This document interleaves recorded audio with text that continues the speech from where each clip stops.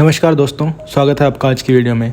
पहली खबर की बात करें तो इंडिया का AMCA प्रोग्राम अब फास्ट ट्रैक मोड में आ रहा है, क्योंकि इन फ्लाइट रिफ्यूलिंग प्रोब के टाइमलाइंस को 60 महीनों से घटाकर 36 महीने कर दिया गया है। रिफ्यूलिंग प्रोब बेसिकली एयरक्राफ्ट की रेंज और मिशन ड्यूरेशन बढ़ाता है। AMCA में ये रिट्रैक्टेबल डिजाइन होगा जो कॉकपिट के राइट साइड पे फिट होगा। जब यूज नहीं होगा इसका, तब कम्प्लीटली बॉडी के अंदर हिडन रहेगा ताकि स्टील्थ कंप्रोमाइज ना हो और रडार सिग्नेचर लो ही रहे। और जब डिप्लॉय होता है तो ये swing out and forward motion में आता है, जिससे पायलट को टैंकर का ड्रॉ क्लियरली दिखता है। ये डिज़ाइन इसलिए इम्पोर्टेंट है क्योंकि मिड एयर रिफ्यूलिंग में विजिबिलिटी और कंट्रोल दोनों जरूरी होते हैं। साथ ही ये इंश्योर किया गया है कि probe electro optical targeting system जैसे इंपॉर्टेंट सेंसर्स को डिस्टर्ब ना करे। सिस्टम प्रोब एंड ड्रॉग टाइप होगा जो IL-78 और फ्यूचर MRTT टैंकर के साथ कंपैटिबल रहेगा। मतलब कि एग्जिस्टिंग इंडियन एयरफोर्स इंफ्रास्ट्रक्चर के साथ डायरेक्ट इंटीग्रेशन पॉसिबल होगा, जिसमें कोई मेजर चेंजेस नहीं चाहिए होंगे। अब इम्पॉर्टेंट पॉइंट ये है कि 36 महीने का टाइमलाइन अच्छी चीज़ है। इसमें structural strength, aerodynamic, stealth compliance और रिलायबिलिटी सब टेस्ट होगा, यानी इंजीनियरिंग लेवल पे काफ़ी टाइट कोऑर्डिनेशन चाहिए होगा। और रिफ्यूलिंग प्रोब जैसे सिस्टम्स फास्ट ट्रैक होने का मतलब है कि ओवरऑल एयरक्राफ्ट डेवलपमेंट भी स्पीडअप हो रहा है।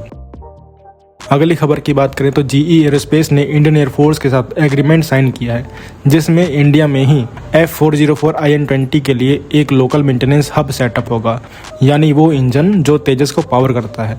ये फैसिलिटी इंडिया में बनेगी और इंडियन एयरफोर्स ही इसे ऑपरेट करेगी, जबकि GE सिर्फ technical support, training, spare parts और इक्विपमेंट प्रोवाइड करेगी, जिसका मेन पर्पस होगा फॉरेन रिपेयर सेंटर्स पर डिपेंडेंसी कम करना। सबसे डायरेक्ट इम्पैक्ट ये होगा कि इंजन रिपेयर और मेंटेनेंस का टाइम काफ़ी कम हो जाएगा और अब इंजन्स को बाहर भेजने की ज़रूरत कम पड़ेगी, जिससे तेजस फ्लीट की अवेलेबिलिटी इंप्रूव होगी, यानी एयरक्राफ्ट ज़्यादा टाइम ऑपरेशनल रहेंगे। इस डील का एक इम्पॉर्टेंट पॉइंट ये भी है कि ओनरशिप और कंट्रोल इंडियन एयरफोर्स के पास ही रहेगा, जो लॉन्ग टर्म में मेंटेनेंस इंडिपेंडेंस के लिए बेनिफिशियल रहेगा, क्योंकि GE का इंडिया में ऑलरेडी स्ट्रॉन्ग प्रेजेंस है। उनके engines Boeing P-8I, MH-60R Seahawk और AH-64 अपाचे में यूज़ हो रहे हैं और LM-2500 टर्बाइंस INS विक्रांत में भी लगे हैं। साथ ही उनका पुणे फैसिलिटी और 13 Indian partners already global supply chain का पार्ट हैं। मतलब ये पार्टनरशिप एग्जिस्टिंग इकोसिस्टम को और डीपन कर सकती है। ये डील मेक इन इंडिया के अंडर एक प्रैक्टिकल स्टेप है, जहां इंडिया इंपोर्ट कम करके मेंटेनेंस कैपेबिलिटी अपने कंट्री में बिल्ड कर रहा है। बिगेस्ट बेनिफिट स्पीड और अवेलेबिलिटी का है, लेकिन इंजन टेक्नोलॉजी पर फुल कंट्रोल अभी भी GE के पास ही रहेगा। ये लिमिटेशन अभी भी एग्जिस्ट करती है।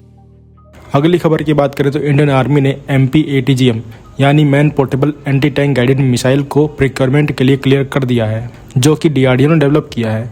ये एक इम्पॉर्टेंट स्टेप है क्योंकि अब India imported anti tank system पर डिपेंडेंसी कम करके अपना इंडिजिनस सिस्टम डिप्लॉय करेगा। MP-ATGM एक third generation fire and forget missile है, जिसका रेंज लगभग 2 किलोमीटर है।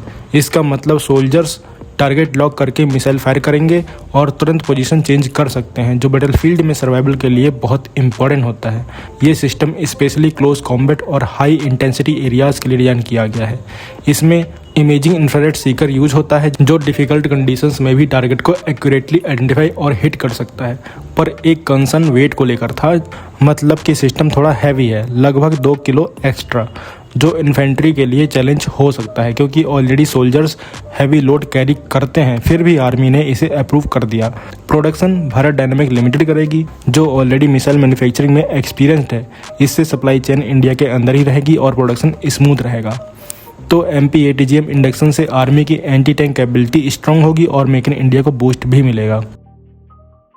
अगली खबर की बात करें तो HAL के तुमकुरू प्लांट में LCH प्रचंड के लिए नई structure assembly line officially inaugurate हो गई है, जिसे defence production secretary Sanjeev Kumar ने लॉन्च किया। इसका मतलब है कि अब प्रचंड हेलीकॉप्टर का प्रोडक्शन फास्टर और लार्ज स्केल पे हो सकेगा। असेंबली लाइन के साथ साथ एक automated storage and retrieval system भी लगाया गया है, जो मैन्युफैक्चरिंग प्रोसेस को और एफिशिएंट बनाएगा, जिससे पार्ट्स हैंडलिंग और लॉजिस्टिक्स भी फास्ट होंगे। तुमकुरू के नए हेलीकॉप्टर फैसिलिटी में सिर्फ LCH ही नहीं, बल्कि लाइट यूटिलिटी हेलीकॉप्टर का भी प्रोडक्शन होगा। आगे चल के यही प्लांट फ्यूचर प्रोजेक्ट जैसे IMRH यानी इंडियन मल्टी रोल हेलीकॉप्टर और DBMRH यानी डैग बेस्ड मल्टी रोल हेलीकॉप्टर के लिए भी हब बनने वाला है। पॉजिटिव बात यह है कि डेवलपमेंट तो हो रही है, लेकिन रियल इम्पैक्ट तब दिखेगा जब HAL की डिलीवरी टाइमलाइंस कंसिस्टेंटली मैच करें, क्योंकि पास्ट में डिलेज एक बहुत बड़ा कंसर्न रहा है। अगली खबर की बात करें तो आर्क्टस एरोस्पेस ने अपना नया UAV आर्क्टस AX1 लॉन्च किया है, जो medium altitude long endurance surveillance segment में एंट्री दिखाता है। ये UAV 200 kg max take off weight के साथ आता है और लगभग 50 kg पेलोड कैरी कर सकता है, जो इस साइज के ड्रोन्स के लिए काफ़ी स्ट्रॉन्ग कैपेबिलिटी है। इसमें इलेक्ट्रो ऑप्टिकल और infrared sensors, multi spectral imaging और लाइटवेट सार जैसे पेलोड लग सकते हैं, मतलब ऑल वेदर सर्विलांस पॉसिबल है। AX1 20,000 फीट तक ऑपरेट कर सकता है, जो इसे स्मॉल आर्म्स थ्रेट से सेफ रखता है और वाइड एरिया सर्विलांस के लिए यूजफुल बनाता है, जो border monitoring, maritime surveillance, disaster response जैसे रोल्स के लिए सूटेबल है। इसका एंडोरेंस लगभग 10 घंटे का है, जो कंटिन्यूस ISR मिशंस के लिए इम्पॉर्टेंट है।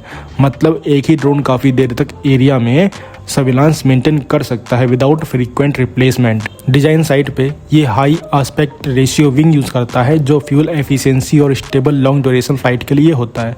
तो AX1 एक कॉस्ट इफेक्टिव और प्रैक्टिकल सर्विलांस UAV है, जो टैक्टिकल मिशन के लिए यूज़फुल होगा। इसका पेलोड प्लस इंड्योरेंस बैलेंस्ड है, लेकिन इंड्योरेंस और स्केल अभी high altitude long endurance class drone से कम है। तो आप क्या कहेंगे इन सब खबरों के बारे में? कमेंट सेक्शन में जो बताइए। मिलते हैं नेक्स्ट वीडियो में। Thanks for watching. जय हिंद, जय भारत।